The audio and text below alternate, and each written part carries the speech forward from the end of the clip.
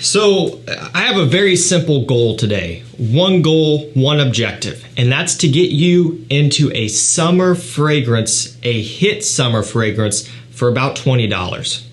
I get it, times are rough. We're in a crazy time right now with the price of everything just going up. And so if you could save yourself some money in a hobby like this, it's gonna make it a lot more enjoyable and a lot more stress-free. You guys know a fragrance here, like YSL Eau de Parfum, is one that's brought up on my channel a lot because I really like it. You know, it's one of those blue fragrance types, but more aromatic and that sort of thing. Just very fun, very playful, and it's just one that I gravitate towards all the time. Out of my entire collection, this is one that gets a lot of use. Same with the Parfum version, and even now and then the EDT. I just really like the DNA. It's one of the first ones that I unpacked here after moving everything around. It's just one that I enjoy a lot. The only problem with this one is the price can be a little bit unwelcoming. You're gonna be looking typically at just over $100 for 100 milliliter.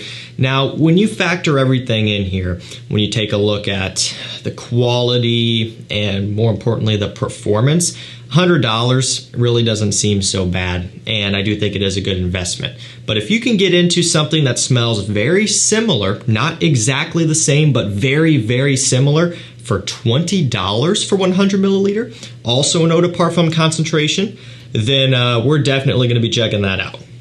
I'm gonna be giving you my full review on Lattafa Fakhar Eau de Parfum. Now, am I saying that wrong? I'm sure I am. Are 12 people gonna tell me how to say it? I'm sure they are, but here you go. We're gonna check this one out. I'm gonna be giving you my full review, gonna tell you how it smells, how it performs when you can wear it, and how it compares to Y Eau de Parfum. I've had this one around for a while, been testing it a lot. It's been giving me some chances to wear it here in the high heat. It's been incredibly hot here where I live. I don't know about you guys. So I've been able to see how this one holds up in high temperatures, and I'm super excited to talk about it. And also, before I forget, I will drop a link to this one down below. Currently the best price I can find it, $19.99 for 100 milliliters Eau de Parfum.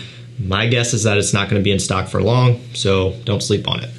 So when you first spray this one on, immediately what you pick up on, of course, is a Y Eau de Parfum smell.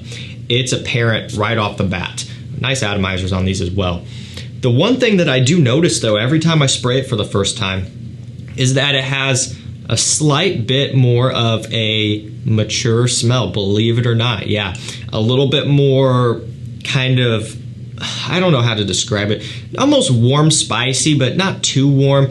Just kind of more of a gentlemanly, masculine, refined smell. Like they're introducing some sort of woods in here off the top as well, along with that kind of aromatic amberwood opening in the apple and that sort of thing, just to give it a little bit more of a mature, kind of refined smell, so that way it doesn't open up too bubblegummy sweet. I really think that's a nice tweak to this DNA. And that's one thing where you can smell right off the bat that they're not gonna be exactly the same. We will take a look at the note breakdown here for you. It's gonna be pretty familiar. We've got apple, ginger, bergamot up top, lavender, sage, juniper berries, geranium in the mid, so very aromatic mid, of course. We've got tonka bean, amberwood, cedarwood, and vetiver in the base. So good amount of woods down there. Basically what this one gives you is that YSLY fruitiness up top with the apple, that amberwood kind of sparkling sweetness, but the woods coming through immediately after that, kind of giving it somewhat of a, I don't know, kind of a mature, refined smell like I already mentioned. And then of course the mid, very aromatic. The geranium kind of gives off a bit of a green feel, almost a slight mintiness in one way or another. You get the clary sage, you get the lavender giving it this clean, fresh smell, almost like fresh washed clothes type of smell, which is a nice little twist as well. You just pick up on that mid very well, and it's a very smooth transition as well. So from opening where it's kind of bright with the apple into the mid and even into the dry down, this one really does go at a nice even pace. It doesn't get weird in any spots. You know, some fragrances out there, especially ones that are going to be a bit more affordable, can kind of have certain portions of them where they get a little bit maybe strange or just don't feel like they mesh together well. But this one has been smooth consistently from opening to dry down. That is one thing that I do like about this one as well, is that they were able to capture just kind of the quality and the profile of YSL Eau de Parfum. You know, again, that fragrance is expensive, but for the price, you are getting a premium product, at least in my opinion. If you don't like the scent, then that makes sense because it is one that's going to be more playful, but I don't think we can really sit here and knock the quality because it is smooth and it does have a richness about it. And they were able to kind of replicate that here with this one, which for the price is impressive. A bottle may throw some of you off. It's kind of your typical clone house looking bottle, right? But it does have a nice weight to it. The cap does click into place like I had mentioned there and demonstrated. The atomizer is nice. It's not pressurized, but it's very smooth, puts out a decent amount of juice. And the scent, I mean, the scent is really, really impressive. The further it dries down, the more it does continue to get more similar to Eau de Parfum. So the opening really can kind of throw you a little bit. It's still very similar, again, probably 90% if you wanted me to put a number on it, but that extra 10% is the woods coming through, giving it a variation, which I think a lot of people would actually prefer. As it dries down, it's going to kind of creep its way closer to Eau de Parfum, and even in some bits and pieces kind of closer to the Parfum as well, given that it has that added richness and that increase of depth here.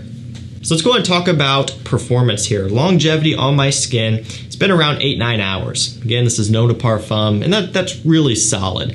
It's not as good of a performer as Eau de Parfum or Parfum on me. I wasn't really necessarily expecting that though, just given the price point, that sort of thing. But you know, 8-9 hours, I really can't complain. I don't have an issue with that at all. If this was $50, $60, and in some places it is, by the way, it is $50, $60 somewhere in some spots, so don't pay that price for it if you can get it for 20 bucks. If it was at that price, I wouldn't be too pleased because I could pitch in another 50 and get the performance I want, but at $20 and still 8 to 9 hours, that is really impressive. There's a lot of cheapies in this price range that you would be lucky to get 4 or 5 hours out of, so that's pretty cool. Projection has also been relatively solid on me. Also not as strong of a projector and as loud of a fragrance as Eau de Parfum, but it still does push out. And I have found wearing it outdoors in the summer here recently with that heat on it, it really opens up. It really starts to push out. It gets strong. It makes its presence known. And it also opens up a lot more. You know, that's one thing that you have to experiment with when it comes to fragrances in general, but especially fragrances that you intend to wear in the summertime. You got to wear them outdoors, out in the heat, to really get a feel for them because they will change, they will develop, sometimes in a good way, sometimes in a bad way. Eau de Parfum is already kind of an iffy one. Some people struggle with wearing that one in the summer, so this isn't going to be the solution to that problem. But if you're comfortable with it, if you're able to pull that off, then you will also have a good time with this one. It does open up. It gets a little bit more bright and a little bit more sweet, but not in a cloying way. You know, I find it to still be very pleasant and in some ways kind of refreshing. You know, you get that apple, which is very vibrant. You get the amberwood, which is kind of their ambroxan, giving it that sparkle, and just the aromatics start to come through. The geranium kind of green mintiness is shining in the heat. It really does do well once you get some warm weather on it.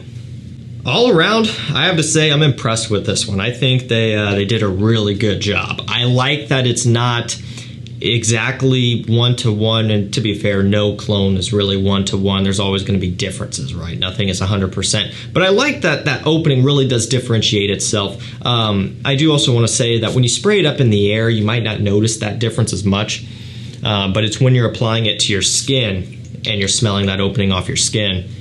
At least on my skin anyway, you pick up on more of the woods, and that's where it's different. I do like that, you know, it makes it just kind of something different. And so I think all things considered, for the price especially, this is a no-brainer for me. I will provide a link down below so you can pick it up. $19, 100 milliliter, that's crazy for a good performing summer scent. That is very similar to Eau de Parfum, which is well over $100. You know, usually 114, 120, somewhere around in there, 100 mil. This one here is a great budget-friendly option. That's going to do it for me. Thank you so much for watching. Stay safe, stay healthy. We'll see you tomorrow with another one. Take care.